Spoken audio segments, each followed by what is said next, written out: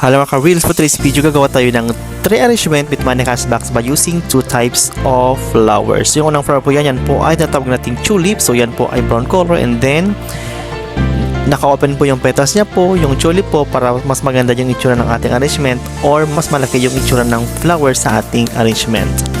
So ito po, gagamit tayo dito ng 10 stems. So gawin po nating balance yung arrangement. So sa kabilang side 5 stems, and the other side ay 5 stems.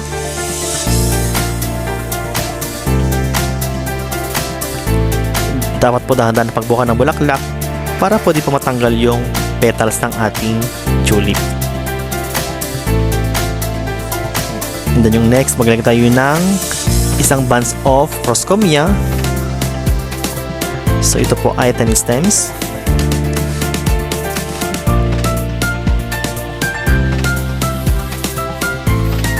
And then maglagay tayo ng white stone sa bandang harapan and additional fresh na green moss. So ito po yung ating arrangement for today by using tulip brown and proscomia with white stone and fresh moss with money cash box. Thanks for watching. Hope you enjoy.